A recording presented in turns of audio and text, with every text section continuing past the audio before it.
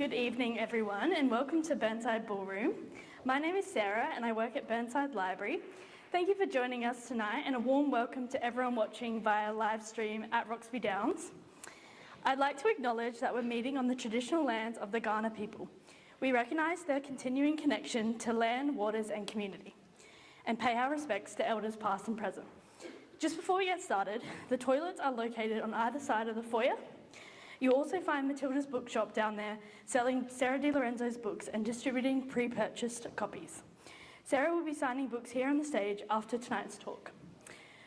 Tonight, we're delighted to welcome back clinical nutritionist and best-selling author Sarah Di Lorenzo to celebrate the release of her 9th book, The Blood Sugar Repair Plan. Drawing on years of clinical experience, Sarah makes complex nutrition science practical and achievable, helping people balance their blood sugar and improve their long-term health. Please join me in giving a very warm welcome to Sarah Di Lorenzo.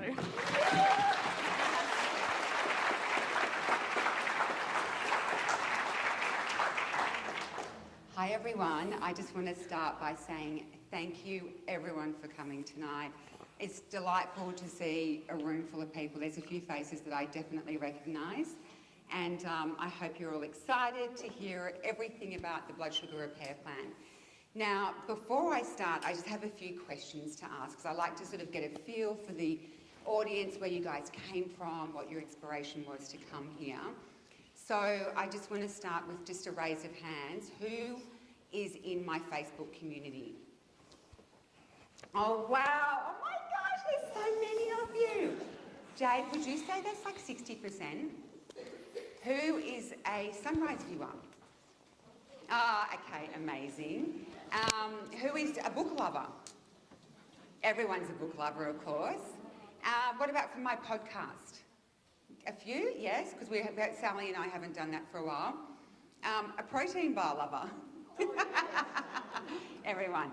Okay, so it's a good mix of everything. So I also wanted to mention, just while it was at the top of my thoughts now, I have an event on the Gold Coast. If any of you aren't subscribed to my website, sarahdilorenzo.com, I have a weekly newsletter that comes out with all of the latest information of everything I'm doing, of the book tours, of promotions, of the bars, of the shakes. So make sure you sign up. I've also got a first time ever event on the Gold Coast at the Mondrian.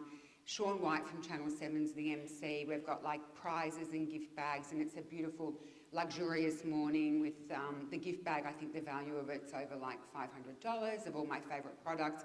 So if you want to get away, bring a friend. That's something that's really exciting, and it's the first kind of thing that I've done in the way of an event that's a breakfast that's affiliated with a hotel. So if anyone's looking to do that, you're more than welcome.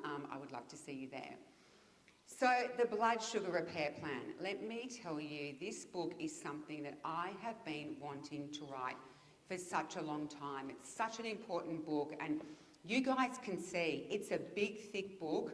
It has got a lot of information, and all my books, the inspiration from my books really does come from people I talk to, and it really also it comes from my clinical practice.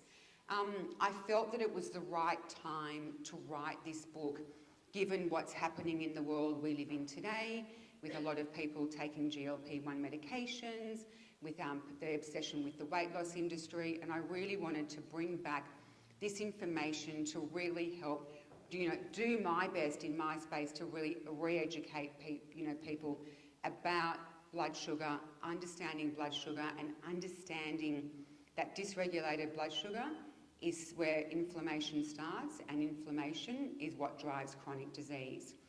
If I can raise awareness for this and get people to kind of have an aha moment when they read this book or pick it up, if they can go and address their diet or any signs and symptoms they may have of insulin resistance that's normally linked to obesity in a lot of cases, the earlier you catch these things, the easier they are to either get rid of, and that's what the whole idea is just to get these things early, because when they do progress from insulin resistance to pre-diabetes and then on to type 2 diabetes, you still can reverse, and I have put into remission type 2 diabetes, but it is a lot harder. because the beta cell function, the beta cells are cells within our pancreas that produce insulin. By then they've just been so overworked and damaged, it just makes it a lot harder. So it is really raising awareness that's really important. And also, when I was thinking about writing this book as well, I spent most of 2025 writing this as well as doing The Power of Protein. I was seeing a lot of patients in my clinic who had come to me probably about a year before who were taking the GLP-1 medications without success. Now, I'm going to preface this by saying I am a true believer that pharmaceutical medications have their place for anyone that really does need them, and I really support that. I'm the daughter of a psychiatrist, my dad's a doctor, my mum was a registered nurse. Like I do really believe in that, but I don't believe in using medications when you're not a type 2 diabetic and you want to lose 5 or 10 kilos, and you start to see a lot of that. I mean, I can openly say I was with 3 school friends having a coffee 6 weeks ago, and their mums, they're lovely, they're girls I've known, I'm 53, I've known since I was 12, and all 3 of them were microdosing to lose 5 kilos Monjaro. And I was like, and I just couldn't, I mean, I'm not going to give we were there having a coffee, but I feel quite horrified by that. And I was seeing this kind of stuff in my clinic as well. So that's kind of when I think about, and I want to talk through some of the patients I was seeing when I was thinking about writing this book. So I was seeing quite a few type 2 diabetics, and these are people who had had diabetes for years, who had been prescribed GLP-1 medications, and they had been on Ozempic for 12 months and not lost any weight, but ended up with a whole lot of gut issues, feeling incredibly unwell, and the medication was failing them, because they could probably, in a few cases, just still eat through the food noise, and they were truly believing that because they were on these medications, the medications were saving them. And so I just thought, and then when they started working with me, and they started doing the blood sugar repair plan in my clinic, they were starting to lose weight. And I just thought, I need to share this information with everyone. I need to get this information out there. These kind of diseases, type 2 diabetes, insulin resistance, prediabetes, obesity, they are diseases caused by the diet. What do? You change the diet.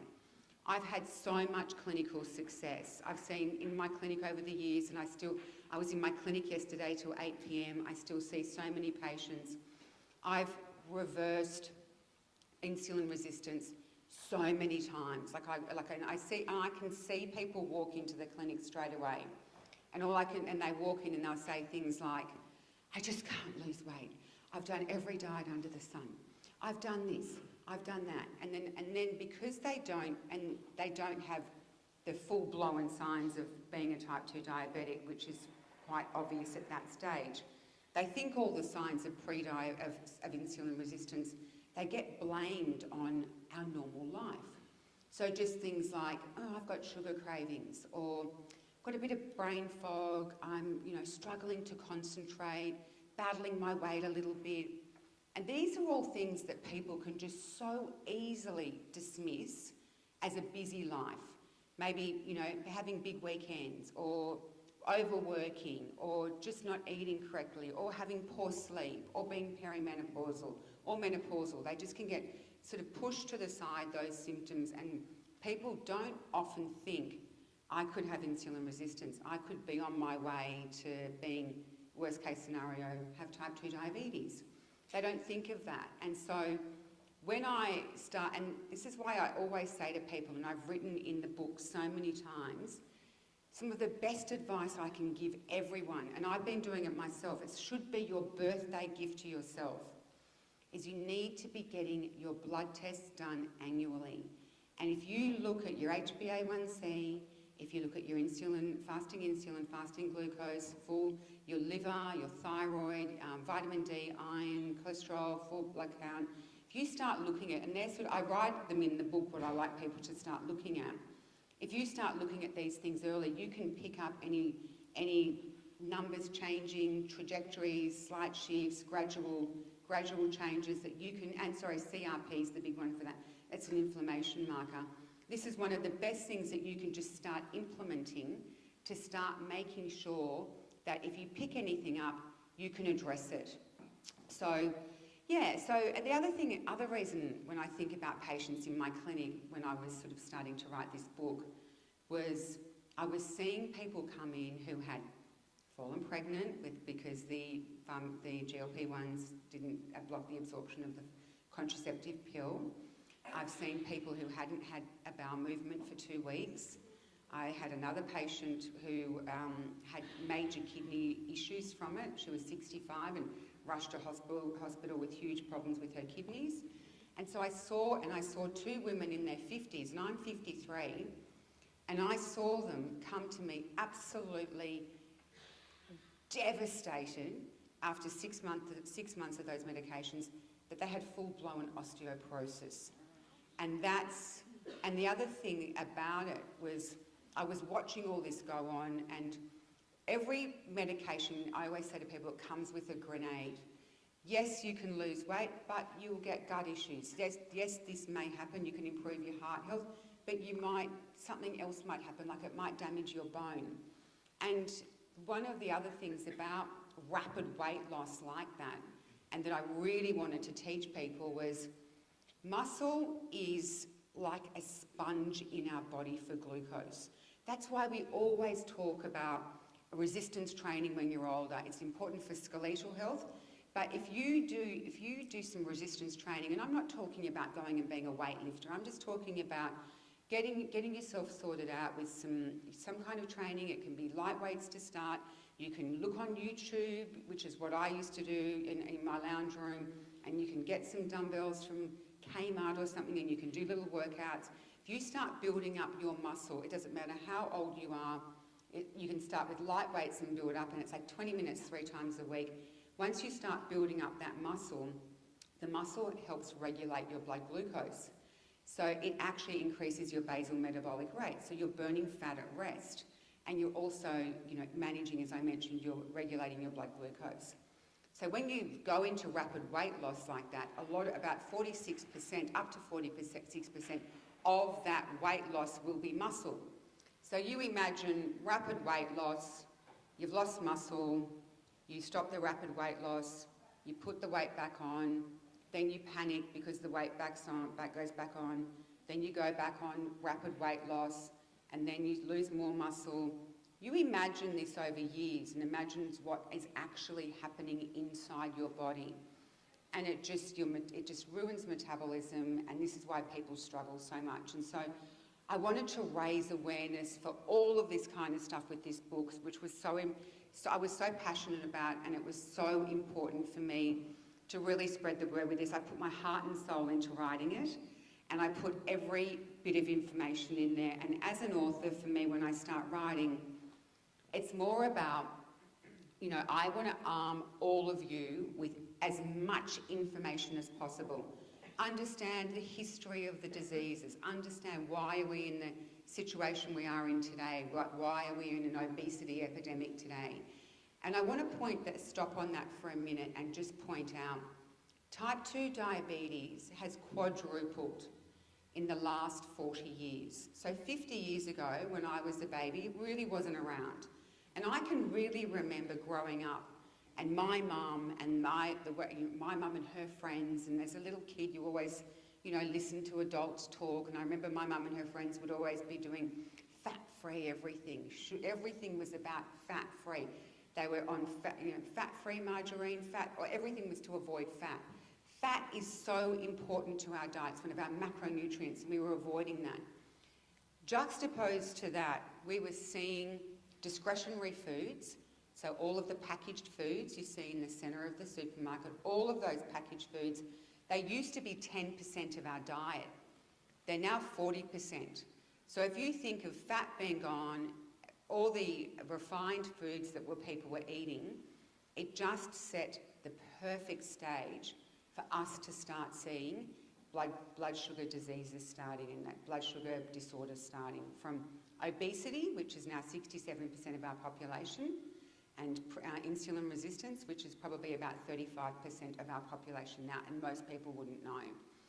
And so, yeah, so in the book I talk a lot about a little bit of the history about it, and you can kind of understand why we are the way we are.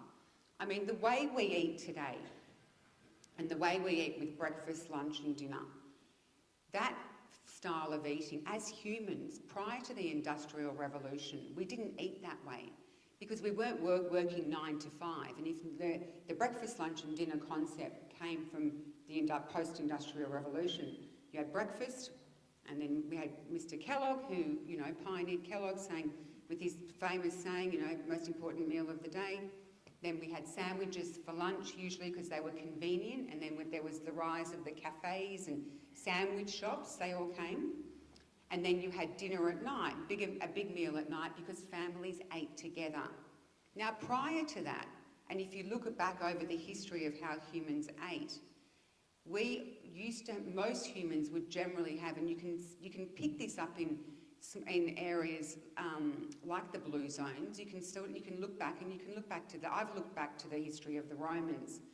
Most humans would generally have something light when they started the day, and then they would have their biggest meal early afternoon and a light snack at night. So there was sort of 2 smaller meals and 1 generally big meal, or you would have a big meal later in the morning and a bigger meal around 4 p.m.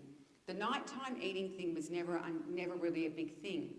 Why I'm mentioning this to you, and I do write about this, is because, and I do want to teach people this as well, is because when you look at our circadian rhythm, so that's how our body responds to night and dark, light and day, our hormones stack up against it. So we have cortisol that wakes us up, and that dips at around between 2 and 4 in the afternoon, and we have melatonin that puts us to sleep. Now, when our eyes open in the morning with cortisol, the light stimulates our digestion and metabolism, and we are sensitive to insulin, which is what we want to be, which means our cells are insulin's going to be taking glucose from our blood to be utilised. So what we're consuming in the earlier part of the day, our body's really trying to get us to utilise, which makes sense because we should be out and about and moving and busy in our day. Now, as the sun goes down, our body starts producing melatonin, and we are more resistant to insulin at night. It makes perfect sense. Why would we need to be generating energy at night? We need to store energy because we're really not going to be eating for a long period of time. So that's another part, I believe, of why people are sort of, you know, gaining weight, and we're in the obesity epidemic that we're in, is because a lot of the nighttime eating. So I really want to educate people about that. That's why always on TV you'll hear me say, only ever protein and vegetables or salad at night, no carbs at night. Carbs are for breakfast and lunch, which is always what I want to teach people. So I speak about a lot of these different things, and I give everything in this book to educate you on different tools you can use and understanding how the human body works. And I thought a lot about when I was really wanting to put the program together, the 9-week program, which I believe is where the book really shines. Who's on the program now? I know Leanne is. Yeah, and you've had and you've had 2 kilos already. Yep. And your blood sugars? Sorry? And your blood sugar? I don't test that. You're not testing it now? No. Yeah, has anyone in the community seen other people doing it and how their blood glucose is starting to drop? And yeah, there's one post in the community where you can really see these amazing results. And I keep on looking at that post to see other people who are reporting their journey so far. So I think there's quite a few people 2 weeks in. It's so fascinating to see people on the program. Anyway, so when I was really thinking about the program, that was the biggest part of the book for me. Was I really wanted to throw everything at it. So over the 9 weeks, I wanted people to understand all of the complications that we can have if you have type 2 diabetes, and there are so many complications. 80% of people with type 2 diabetes have a comorbidity. They may have high blood pressure, high cholesterol, fatty liver. They could have some kind of heart disease. it is a given that 80% will, and some people often have up to 3 different diseases alongside the type 2 diabetes. So that's why I thought about educating people, and I thought, right, over this 9-week program, I'm going to break it into 3 phases. Now, I was so mindful of people doing this program who were type 2 diabetics because they were going to be on medication while they were doing it. So I called the middle phase adaptations, and I talk all the way through the program about really working with a diabetes educator, making sure just really nurturing people's health along the way. But so many things happen to the human body when you do suffer these diseases, and it's things like compromised immunity. It will be, mental health as well. I mean, a lot of people who get first diagnosed, I see them in my clinic, they are just gutted. There's so much that goes on with being diagnosed with something and even just processing that. So they'll come and see me, and it'll be just, there's denial. Why me? Why did this happen to me? I'm a good person. I didn't think I ate that badly. I didn't see this coming. And so there's a whole psychological process that people do really have to go through. And it's really important just to be super positive in that, which is what I try to do as well. So I've got a week about mental health. I've got a week on skin conditions. I've got a week on eye health because of the retinopathy that can happen, which is damage to the eye from constant elevated blood glucose. I've got a week on nerve health. So I've got a week on inflammation, and I've also got a week on gut health. So each of the 9 weeks addresses something along the way in as far as what a complication is. So each week you go, right, this is the week I'm going to do this. This is the week that I'm going to be looking at, juxtaposed to doing the weight loss. You're also doing weight loss with foods to support that. And what that does along the way, and why I wrote the program that way, was to reinforce to people the importance of food as medicine, and the importance of understanding, how holistic it is to really nurture the body and nurture everything along the way, and have that nutrient density, and have those particular superfoods that can really help with different conditions. And I think people will learn that, and they'll do that, and they'll think, oh, these are the best foods for that. These are all these vitamin A rich foods for the eye health week. These are all these fermented foods that are going to help me with the gut week. So by the end of the program, you're super nourished, feeling super educated about the entire program. It keeps it interesting. It's just not 9 weeks of just do a certain style of eating. It's like there's a new focus, and people can really, and it's kind of like, and the inspiration of that also came from a lot of my sunrise segments as well, because I would always talk about different, best foods for bone, best foods for this, best foods for that. I've been there for 8 years now, and I thought, I'm just going to do the best foods for diabetes, but I'm also going to do it with doing weight loss at the same time. So in the program as well, I really wanted to give this everything to people, and I wanted people to know all the different things that you can do that can really help you. And this program is just for anyone who wants to be healthy as well. Like, just look at a different style of eating, and I'll get more into like different foods and what foods mean in a minute. But I want to, like, the tips that I gave for people to do are as simple as, I don't have a chair here, that's too high. So it's as simple as knowing this. So if you are sitting at your dinner table at night and you've just got your feet there and you just calf raise for a minute, do it quite fast, have a break, calf raise again, you will remove 52% of the soleus muscle in our calf is a big sponge. So whilst you finish eating and your body's getting ready to release some insulin, and that insulin's going to move that glucose, all of that, and you'll get the high, which happens about an hour after.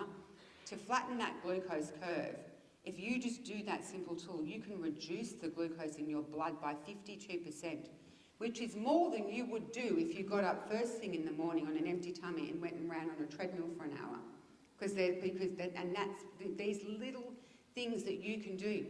The best thing you can do after you've had any meal is don't even unless you're going to, be active in the kitchen, go for a 20-minute walk. Leave your house, walk around the block.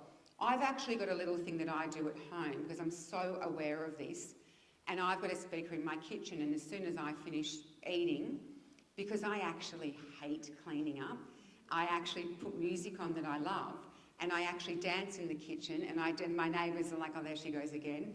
And that way I actually dance, but I do it on purpose for two reasons. Number one, to actually get the clean washing up done. But number two, because I'm managing I want to make sure that I'm drawing as much glucose out of my body as possible, depending whatever I've eaten. So they're two of the really big tips I put in there. I also put in there the order of eating.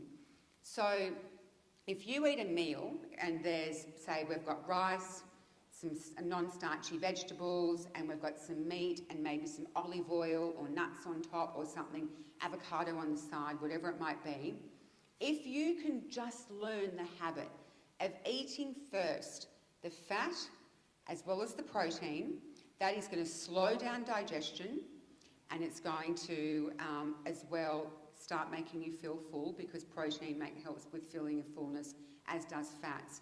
And the non-starchy vegetables are going to provide fibre. And that fibre, and then you have your rice last, it has to be brown rice, you have your rice last, that is going to slow down your blood, it's going to really soften that glucose curve, instead of getting that spike and then having it drop. So I want to explain something about, so these are just those three little things. If you can just start making them a daily habit, you are doing yourself a huge favour. Just order of eating, calf raises, and going for walks. And something else, I just lost my train of thought. I wanted to give you guys another really good tip. It'll come back to me. Yeah, I just lost my train of thought. But anyway, so they're the little tip, all the different tips and tricks I put in there. Now, I want you to, when it comes to best foods and worst foods, we know, it's like, you know, anyone knows junk food, fried foods, fatty foods, all those kind of foods, they're not ideal, like lollies, biscuits, all that stuff. A lot of people sort of think, oh, you know, you're overweight because you eat, you know, lollies all day or things like that. It's not the case. And this is something I really want to educate people about. So if you think about, like I just spoke about order of eating, if you think about eating carbohydrate, refined carbohydrate on their own, in particular, so you imagine you've got up in the morning, you've made 2 slices of white bread toast, put a bit of margarine and a bit of jam on it, and you've had a glass of juice. That's it. Most people will do that. They're busy. They don't have time to make eggs or anything like that, so they will do that, and that's a really common thing. Those 2 slices of toast, because they are refined, they will behave in your bloodstream like 7 teaspoons of sugar. That juice will be, because it's had the pulp removed, if it's 375 mils, is 8 teaspoons of sugar. The jam you'll put on top of that, let's say it's 2 tablespoons over 2 slices, that would be a minimum of 3 teaspoons of sugar. If you've got the jam with peanut butter, which a lot of people like, that will be 6 teaspoons. Now you've started your day with that, and then at any given, all of us sitting here would have about 5 litres of blood in us. At any given time, we should really have about a teaspoon of glucose in our bloodstream. If you add up that 7, and then you add up that 8, there's 15, and then you might have the jam, and there's 21 teaspoons. Now you imagine you go into your mid-morning break at work. Of course you're starving because your blood sugar's gone way up, and then it drops down, and then your body needs, and you've got insulin spikes and glucose spikes, and you're feeling a bit irritable, and you're like, oh, I just need something sweet. You go have a couple of biscuits with a cup of tea, there's another 3 teaspoons. If you just had something like rice, a cup of white rice at lunch, without anything else, but the rice behaves, that starch breaks down so fast into glucose in our blood. Within an hour, you will have the equivalent of 10 to 12 teaspoons of sugar in your bloodstream. Imagine you get to the afternoon, you have a muesli bar, well, there's another 3 teaspoons. And then you get to your night and you have a spaghetti bolognese. That is the diet that most people who come into my clinic, when I do a 24-hour recall, They will tell me that. Oh, I had, toast for breakfast and biscuits mid-morning, a sandwich for lunch with maybe Vegemite on it or whatever it is, or I got something like some kind of takeaway, whatever it might be, and they've just eaten it all together in a rush, and then they've had some treats or crackers in the afternoon or biscuits, and now you can see how, and when I talk about, when you look at those foods, you imagine just 5 litres of blood, and you imagine all of those teeth, and if 5 litres of blood isn't a lot, you imagine all of that sugar and what it's doing to our body. So over time, that constant elevated blood glucose is actually damaging our blood vessels, and it damages our nerves, which is why these conditions, there's neuropathy, retinopathy, and some of the main conditions we start to see with these blood glucose disorders. So these are the kind of things I want to educate people about. So in the program, there's all the beautiful foods, the right foods to eat, non-starchy vegetables, and then I talk about the best foods. So my biggest tip for anyone when they're looking at the best foods, every meal has to, Jade's told me to finish, every meal, you have to have protein with every meal. It is really important. So make sure every meal's got at least a palm-sized portion of protein in it. Always have a good fat there. I've got olive oil on my table. Make sure you put olive oil on everything. And then have your vegetables, your fibre, and then have your carbohydrate last. And if you can just follow this little formula, number one, you'll be really full because the protein will keep you full between meals. Protein's really important for that. Protein also helps stimulate our own natural production of our own GLP-1. We all produce GLP-1 as soon as we eat. So it's a hormone that medication has mimicked. So if you can have, in the program you'll see it, but if you can have protein with each meal, you're going to stimulate your own GLP-1 production. And I'm going to give you another tip. And I'm sure a lot of people in here will probably think, yeah, that's me. How many of us don't chew our food properly? You look around at people and they'll have 2 bites and swallow. That we should be chewing a lot more than we are. And if you can start focusing on breaking down and chewing your food properly, you will start to switch on your own GLP-1, which is a hormone produced in our gut.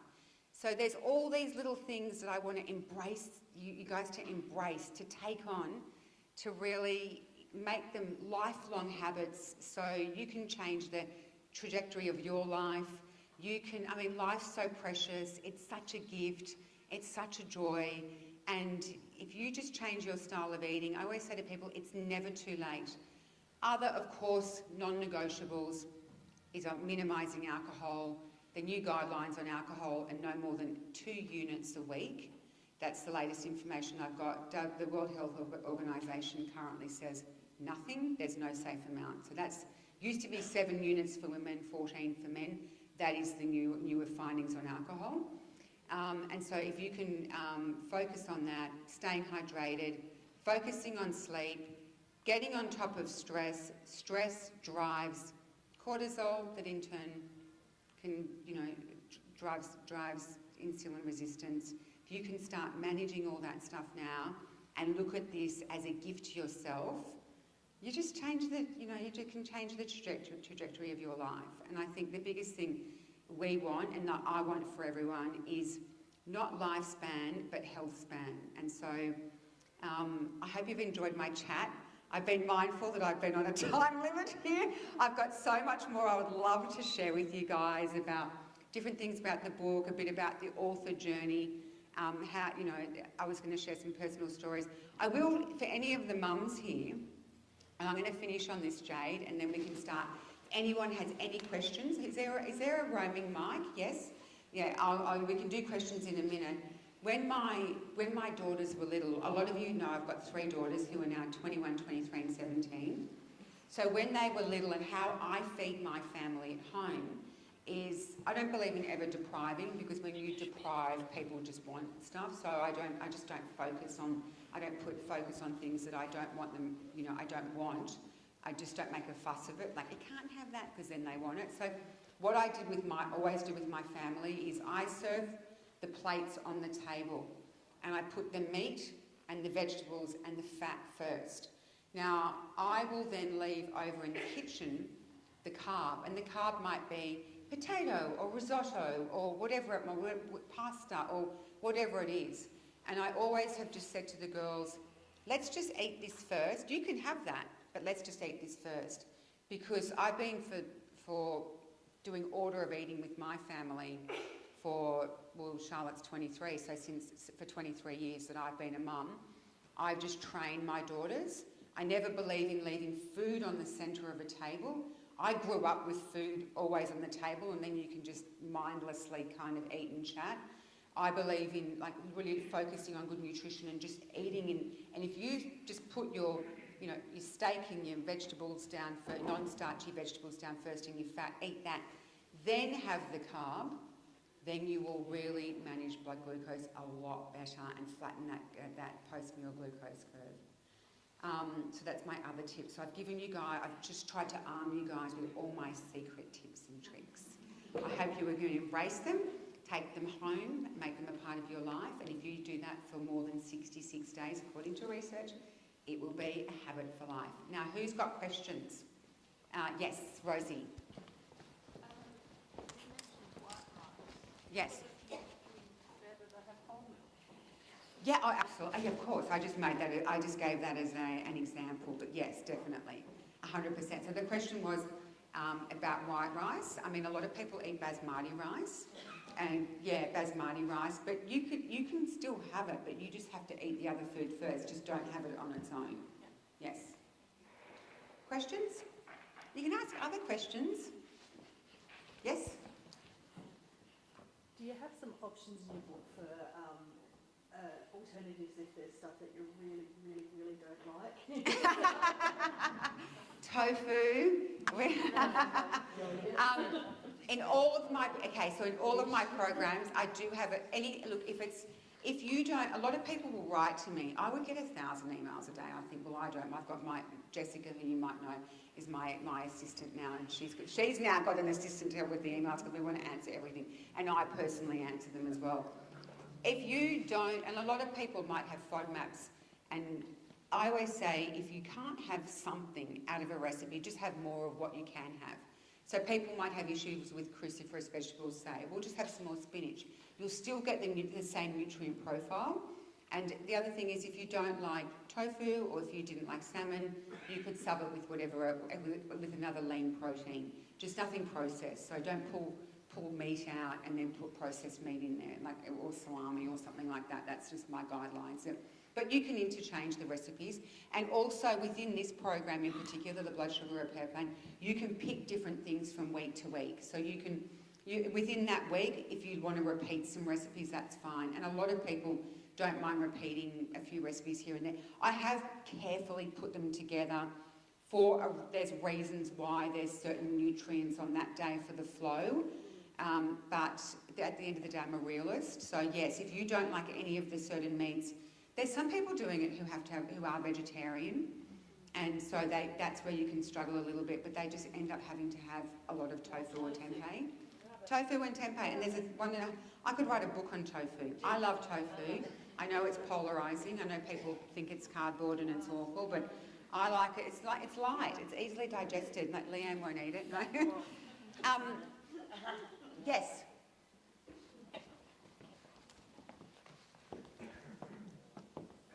SA diabetes recommend or suggest about 150 grams of carbs a day. Is that too much? I think so. I always like to see in this program in particular. So this program for me that I wrote in this is based on my clinical success. So for me, it depends what carbs you're eating. Number one, right? But for my program in particular, I like to see people quite low carb, and so the days in my program range between 20 to 70. So there's some days where there's 70 carbs, but it depends. Carbohydrates are really important, but you've got to be having the fibre, and the fibre is what slows down the absorption of glucose into the bloodstream. So fibre is so incredibly important. I mean, it's really, really important for slowing down.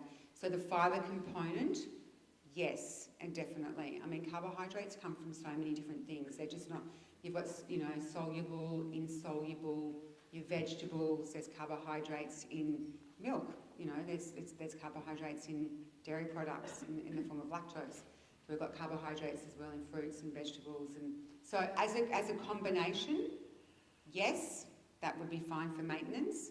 But if you're trying to get to a health goal, then my advice is to have probably half of that.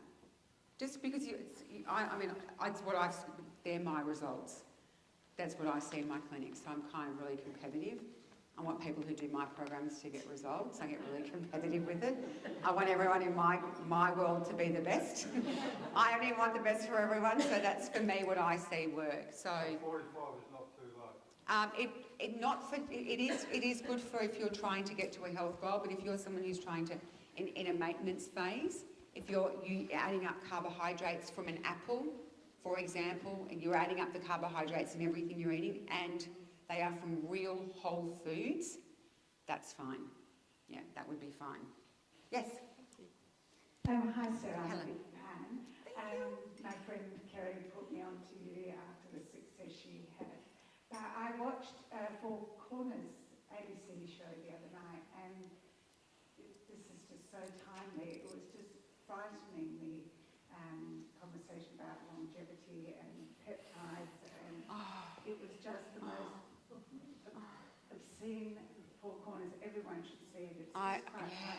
And I thought we could all invest in a $40 book and turn the world around, but it's gobsmacking. So thanks for your opportunity to hear me tonight, because it's really given me an option that back to basics, real foods, but informed information. So thank you. Thank you for that comment, because it is so fascinating, this whole peptide movement, and so many, because you can't get them in Australia. People are buying them from websites from China. They don't even know what they're injecting in themselves. I had so many people seeing me about the weight loss peptides, as well as peptides for inflammation, peptides for arthritis, peptides for hair, skin and nails. About a year ago, I did a lot of research, and I even went and spoke to a longevity doctor who's very pro the peptides. I spoke to my GP about it as well, because I get asked about it all the time, and I thought I'm just going to really research this. Number one, you don't even know where that they're made in China. There's no information because they're not TGA approved. People are injecting these into their body. There's a neuroscientist I really love in America who I went and listened to a podcast as well as one of the as much information. So they stimulate blood flow, right? And when you stimulate blood flow, you can often heal but they're not choosing the cells. Peptides don't choose cells. They stimulate blood flow to all cells, including cancer cells. And so this was the information that was really interesting. So people, if you have a dormant cancer, or you've got some family history, and you're injecting a substance in your body that's going to create that just cellular movement, basically, and you can stimulate cancer. And this is what the interesting thing that neuroscientist in New York was saying. So that doesn't choose, and that's what's really interesting about them. We don't have any research long-term studies. We don't know what's going to happen to these people in 15 years. I saw someone a really respected businesswoman doing her Get Ready With Me, and she's amazing. And I was watching her Get Ready With Me, and she's an incredible, really successful international businesswoman. And she had her set up, and she's doing her makeup, and at the end of her thing, she's just injected 2 peptides. And I just looked at that and I thought, and she goes, this is my peptide for skin, and this is my peptide for whatever it was. And I've had people come to me and I said, I put my elderly parents on these to help with their arthritis. And I just find it these are people it's hard enough. If you're a type 1 diabetic and you have to inject yourself with insulin, several times a day, you have to do that to stay alive. And people will voluntarily sticking needles in themselves without a doctor's approval, prescription, TGA approval. I think it's crazy. And you know what, it just keeps showing me. I think it just shows me, like, people need to put the work in to get results. And I don't know anyone I don't know about the peptides, but I don't know anyone on GLP-1s that feels great. They all report feeling nauseous and sick, and they feel unwell, and no one says, oh, I feel great on this. I tell you what, you do feel great. You naturally get your body systems working well. You heal yourself with food, and you eat well, and you lose weight. As you lose weight, your energy gets better, you sleep better, everything gets better. You come off medication, your disease risk is significantly lowered. And if you think about all that, you know, and you're just doing that with food, and you feel nourished, and you feel good, and your digestion's working, you're going to the bathroom every day. Some people on those medications, like I mentioned, one girl I saw didn't go to the toilet, did not have a bowel movement for 2 weeks. It was insane. She came to me so sick. I said, you've got to get off it. And I actually saw her about 2 weeks ago. I actually walked past her, and she was enormous. And then when I'd seen her, she'd lost 18 kilos. And I saw her again, and I think she's put on 40. Apparently the food noise comes back really bad when you come off it. And it's just, there's no such good success for everything in life comes from hard work. It just does. You can't do the shortcuts because they come with a consequence. You know, if you do a shortcut and you're not authentically in something, you're never going to succeed with it. And that's with everything. It's food, it's work, it's career, it's relationships. If you put the work in and it's just, I don't know, like it really concerns me. It's such a concern, but we'll see. Like you'll see, we'll watch this space. It's good the awareness is they're raising awareness about it, but I'm just flabbergasted by it. I don't mind there's some peptide creams you can put on your face topically. I've got a peptide cream, which is just a facial, I love beautiful skin, and you can buy some creams, and like they're just nice skincare creams, but they've got peptides in them, and they're fine. They're topical, they're approved, all of that. I mean, mine's not a pharmaceutical one; it's just through a skincare brand. But yeah, anyway, it's scary. It is scary, and the thing is, once they stop there, and they're expensive. I asked someone the cost of them. I think like one vial they're hundreds of dollars. Like they're not just $50. Like that one little vial that might last 4 weeks would be several $100s. And I just feel so, and young people who are like, oh, I'll worry about when I'm older. That, you know, the mentality of a young person. They don't think about things. They think, oh, I'll be okay. And it's not the case anyway. Yeah, the peptide craze. Yes? Hi, Sarah. Type 1, I think I know the answer to this, but type 1 diabetics, is the blood sugar repair plan going to do the same kind of thing? Yeah, it's a whole different disease, type 1. They're so different. They are, and I think type 2 diabetes should have a different name, because people sort of feel that, I mean, type 1s cannot help being type 1. They just can't, and they usually discover type 1s will usually pick it up when they're young. 43 years. Yeah, and it's usually, and there's interesting things like I did a whole lot of research on that, and it can be like from a big virus that's triggered something, or even there's some research around that's I'm not totally convinced of, but vitamin D deficiency and different things can trigger that, because it's an autoimmune response. Basically, the pancreas just attacks all the beta cells, and there's no insulin production, so they're insulin dependent, so they're completely different. I know many type 1s and I know many type 2s, and the type 1s have all say to me the same thing. I don't understand why a type 2 wouldn't want to make the changes, because I can't ever do that. And so there's it's a very different disease altogether. One's from the diet and one they can't help, so yeah. But yeah, there's beautiful foods, there's gorgeous recipes in there anyway. And I definitely, type 1s manage their condition very well, they have to. But there's beautiful recipes in there anyway, and a lot of information. Have you had any type 1s complete the 9 weeks yet? No, I haven't I had. would be, yeah. But I have had. A few weeks away. No, but I've had a lot of type 1s in my clinic who definitely just embrace all of my recipes. And they're all, you know, you can you can pick up a Sarah recipe very quickly. It's the same kind of, I have a sort of a very distinctive style in the recipes. Even today, Jade and I were at the airport and I said, oh, we were looking in Prevention magazine for my, and Jade said, it's not in there. And your recipes aren't in there. And I was like, oh no. And then I was flicking through Prevention, we were having a coffee, and I was like, I said, gosh, that looks like something I'd make. And then I realised there was a 4-page spread in Prevention magazine, which have got some beautiful recipes from the book, but you guys all have the book anyway. Yes? Ah, yeah.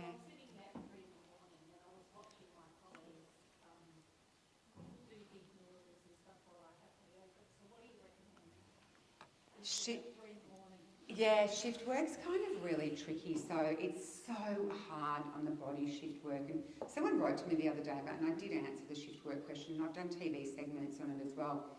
I kind of look at, when I recommend, so with night work, I always feel like you should be having your breakfast, your big meal. It's that, like, I don't know, let's say your shift started at 6 or 8. You should have a meal before. Then you have 2 snacks throughout the night. Because your body, it wreaks havoc on the body. Like shift work is just, it's so hard. There's no solution to it other than, so I recommend snacking throughout the night, and then in the morning you have your second meal, but then you would probably go to bed. So I just reckon, you cut out the morning. So some people, it depends on the person, but I sort of say have your meals, and then throughout the night just have some snacks. The snacks are things like berries and yogurt, a boiled egg. It's got to be a protein snack because you know if you don't have that sensitivity to insulin at night, unfortunately. We're not designed as humans at all to digest at night. We're just not. In fact, if you even look at like sumo wrestlers, when they want to gain weight, they just sit there between 9 and 12 and eat bowl of white rice after bowl of white rice to fatten up for competitions. The best way to gain weight is to eat at night. And another tip from my book, we all should be living 12-12. 12 hours between dinner and breakfast. And that way you can really let your body, most of us would do it without even realising it, but no nighttime eating. When we eat a meal, our blood glucose will generally raise about an hour after, and then 2 to 3 hours after that, you should be back to normal. And that's how it should go. That's why meals should be 4 hours apart, because you want your body to have settled down and processed. So that's a big key. So like if you did breakfast at 8, lunch I always like to see lunch about, a bit later, around about 1 or 2, dinner 5 or 6, nothing after dinner until breakfast the next day. That's one of the best things you can do to really settle and make yourself more sensitive to insulin. Yes? Hi Sarah, thank you for writing the books to increase the awareness about type 2 diabetes. Yeah, I'm quite interested in this topic. I've read something about it says sugar can damage our brain and metabolism in just 4 days. Is that true? It would depend how much you were eating in 4 days, but yeah, definitely, there's big links to that. Yes, anything can. You think about it, not damage, but like to get proper damage is years and years and years and years and years. You can be insulin resistant. You can be pre-diabetic for up to 15 years. It will slowly if that question was like 4 days, and then after 4 days you tested and then you didn't, it wouldn't do much damage. But if you were consistently doing that for years and years and years, you would slowly be damaging the blood vessels. And of course, you think about blood vessels all through our entire body. So yes. And another question is, always craving the sugars. That's how to break the loop. Sugar cravings, there are a few things, okay? Number one, the biggest thing for sugar craving is when you don't get enough protein in the diet. So if you are someone who's craving, especially around 4 p.m, you're not eating enough protein. So if I say to someone who says, oh, it's 4 p.m, I just need something sweet, Well, what have you eaten today? Oh, nothing really. I fasted till 12 and then I just had a tuna salad. Well, you've had 100 grams of, no, that's, of course you're going to. I mean, I'm a big eater throughout the day. I do a lot, my eating starts breakfast, lunch, my dinner is insignificant, tiny. And yeah, so it's generally number one, it would be from it could be you having insulin resistance, it could be from not having enough protein, it also could be from magnesium deficiency. So people, and we've got a really high magnesium deficiency in Australia, so magnesium is really important as well. So you could consider supplementing with magnesium or just having some more magnesium-rich foods in your diet. An easy way, just get 3 cups of leafy greens to start, which is easy if you have salad for lunch and dinner, or even with your breakfast have some greens as well. Did that help? Yes. Or you might just fancy it. You might just fancy it. Everyone gets a little bit of a dopamine hit. You like the dopamine hit. That comes into comfort eating. People are sad and they eat the sugar. They eat the sugar for a bit of comfort. They get a little bit of the sugar high. But it's the worst thing to do, because not only will you have the sugar low and spiral, you'll have a bit of inflammation. And if you're someone who's trying to lose weight and you get on the scale the next day, you'll just feel worse off. Like, why did I do that? I shouldn't have done that. Now I feel so much worse, and I've just comfort eating, and now the whole thing's just worse. And then they just go, who cares? Who cares? Doesn't matter anyway. I'm just going to eat whatever I want and I'll think about it on Monday. Just spiral and spiral and spiral. The best thing to do when comfort eating, I always say to people, when you are down or stressed, and I had to learn to do this, and I do this all the time, and I'm really proud I do it, you have to be your own best friend.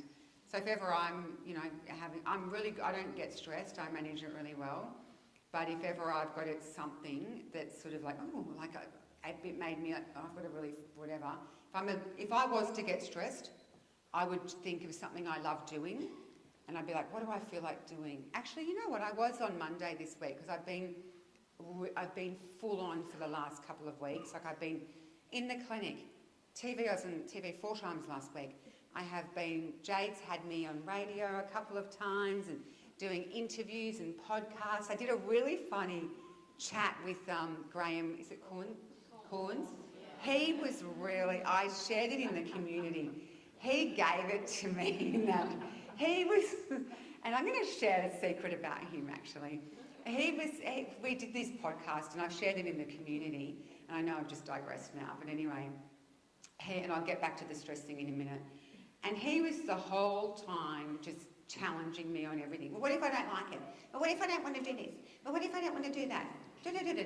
And then at the end of it, and he's got 3 daughters like me, we came off there and he just said, oh gosh, I'm just so inspired, Sarah. And I just said, you couldn't say that on air, could you? You couldn't say that on air. You had to say that off air. Why didn't you say that? Because you had to be all blokey and, and for the listener, he just was challenging me. But anyway, when it comes back to stress, like on Monday, I had so much going on and I haven't stopped working. I've been going, and I'm writing my 2027 book, as well as, which is really exciting, as well as everything else I'm doing. And then I just thought, you know what, I'm just feeling a bit spent. On Sunday I could feel it, like I just was like, when I was like a bit spent, and I was like, my daughters were like, oh Mum, come and do this, Mum, come and do that. And I was like, yeah, no, I'm just going to get through the washing today. No, I don't really feel like it. And normally when I give myself free time, because I don't get free time, I'm like, right, let's do this, let's do that. Let's go to the Maritime Museum. Let's go and look at the Viking jewellery. Let's go. I'm always like trying to do something in my spare time. And I wanted to go and watch the movie The Odyssey. I was too tired, so I thought, that's it. I'm having a facial. So I went and had a facial. And I laid there and I thought, it was a 2-hour treatment. And this enzyme thing, whatever it was, and I thought, I'm doing this for self-care. So I'm really big on self-care, because if we take care of ourselves, we can show up so much better for people we love, and our work, and our life. So if you're compromised, stressed, emotional, be kind to yourself. And so we people just aren't, we just forget about ourselves until we fall apart. So Any other questions? It doesn't have to just be health. You can ask me other questions. Parenting. I can't say much about dating. Although there's an article actually, what magazine did I just do the cover of? Oh, okay. News Corp. New News Corp one. I talk about dating in that. It's out, do they? They get it? Okay. 22nd of August I talk about dating. Anyway, yes, there was a question here. Yes? Can you be insulin resistant and not have it show up on a blood test? You know, it's called the question was, did everyone hear that question? Yeah, I thought not. Sorry. Okay, so I was just going to start answering, I thought people can't hear that. Can you be insulin resistant and it not show up on a blood test? It will show up on a blood test. You get it done with your fasting glucose. It's called the HOMA, H-O-M-A-I-R. HOMA IR is the test to get done, and get it done fasting. When you get your fasting glucose done at the same time, it will come up. Signs and symptoms of insulin resistance is brain fog, lack of, you just can't concentrate, belly fat, thirsty, skin issues. You can often see skin issues around some people will start to see skin tags around their neck and armpits, discoloration in skin around the neck and the armpits, that's more advanced. What else? Sweating, cravings, just not feeling well. You're not great, life's just not great, you don't really feel great, but people will dismiss those symptoms for a busy life in a lot of cases. And they're just too busy and they just think that they forget about it, yeah. There was a hand, yes.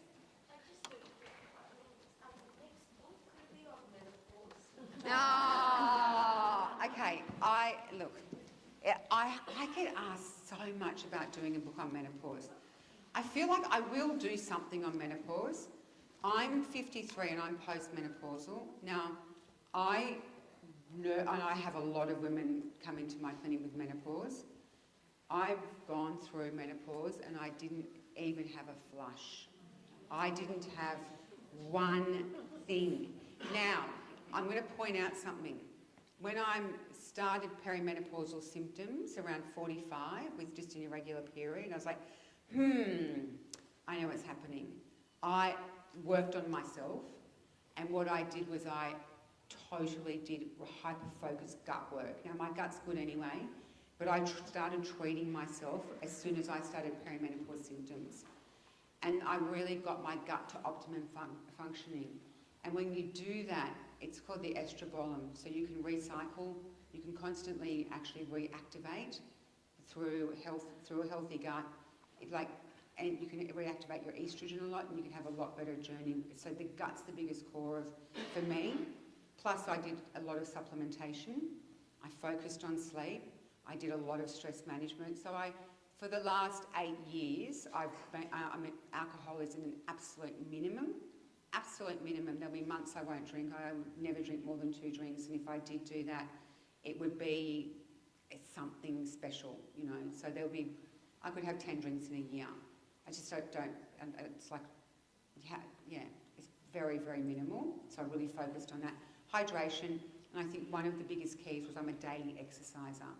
And I've worked a lot on my muscle, and I do weights, Pilates. When I do reformer Pilates, and they say, do 2 red springs and a blue, for anyone who does Pilates who knows that, I put all springs on. So I put an extra spring on, so I up the spring load so I can make the reformer resistance. And I want to write about that because that was one of the biggest things. And plus of course, my diet. And I want to share my journey because my sister had a shocking menopause, shocking on HRT and sweating and out of just riddled with anxiety, and my mum didn't go well either. And so I had that, and that was my older sister. So I saw them and I thought, I would remember seeing my mum just like, I'm having a hot flush. And I'd be like, I don't want to be like that. So I worked on myself a lot, and I want to share that journey. But no, 2027 book. Can I give a hint, Jane? Yes? You're going to do it. I'll give you a hint. I haven't finished writing it. I've written the 10-10 plan, which so many of you know, and it's got millions of kilos off Australians and showing them how to keep it off for life. The blood sugar repair plan, I'm teaching people how to stop disease from the start, how to get to a healthy goal weight. I don't want to do anything more in the weight loss space because I've done that. And I've, in all of my programs, except for that I've written these little snapshots on maintaining a healthy weight. And I give a lot of tips and stuff. So my next work that I really want to share with people is really about, I want to change. Remember how I just ran through before about, you know, the way people eat in the Western diet, which is basically refined carbohydrates all day? I want to teach people how to eat again. And I want to teach people a new way of eating to live long, healthy lives. So it's it'll be a book. I haven't got the title, we haven't nailed down the title, but it will be along the theme of nutrients it'll be a focus on protein and fibre, but it will be more like a dynamic duo, how to maintain life after rapid weight loss and how to maintain a healthy goal weight. So I really want to show people weight loss maintenance. Proper maintenance program that you can do, because I also see so many people in the community as well who go, right, I'm going to do 10-10, then I'm going to do gut, and then I'm going to go and do the liver repair plan, and then I'm going to go back and do 10-10 again. That's all great, but I'm seeing people sort of move around these things because they like the recipes, they love the structure, they love knowing what they're going to eat next.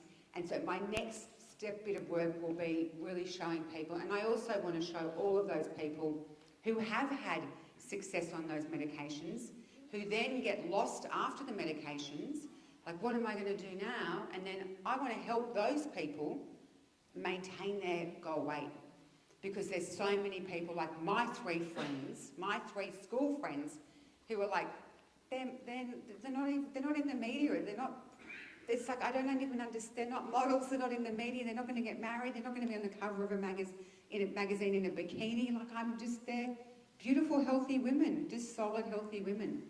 And the other thing I want to also change the face of as well is I'm just fed up with skinny. I'm just like, I want to just talk about the importance of healthy eating and muscle. When I look at women who have beautiful, healthy bodies, I'm like, I feel so inspired. I look at that and think, they look healthy and fit and strong. When I look at these, there's a skinny movement you can see now. Like if you look at pictures of Demi Moore, like has anyone seen pictures of her? She's got anorexia. Or Ariana Grande, who my daughters idolised. And I'm like, they're sick. Like that, I want to promote strong is the new skinny.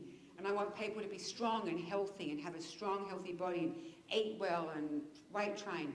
You can eat a lot of food and you can still lose weight, but you just have to know all of the little tricks that I've shared with you guys tonight. So I'm doing my best. I'm doing my best to change and help people. And then, and I actually have also, after next year's book, I've signed for 2 more. So we'll be seeing a book a year for the next 3 years. The publisher's like, let's do 3. And I've got some really great stuff. I've already planned what I want to do for that and that. So as for the menopause, I feel like there's a lot in the menopause space now. I feel like there's a lot of information out there. I mean, it's sort of really having its moment. That's why I didn't want to jump on it. So I just thought I just don't want to be another menopause book because there's just menopause books everywhere. I might even do just something small on my menopause success and maybe people, and I was thinking of just doing my menopause journey in a small PDF or something, but not a published book, just to inspire women. I also don't want to make women feel bad about themselves that they didn't have the experience I had. But, you know, I did the work, I did that. They didn't have the education that I've got and the line of work I've got to do that work on themselves like I did, and they didn't know. And the worst thing I want to do is ever shame anyone on not having the journey I had. I had that journey because I treated myself as a patient for 8 years. Anyway. Any more questions before we start some signings? Okay. That might be all we have time for. I'm so sorry. Okay. Hey, can I just say, guys, I'm going to do some where am I signing? Just on your right there. Okay, so come and get a book signed. Jane, we've got a photographer if you want to do photos. Yes? Make your way up maybe this side or maybe just start a line here. Yeah, and then come through. And hey, I just want to say, you're all gorgeous. Thank you so much for coming. Thank you.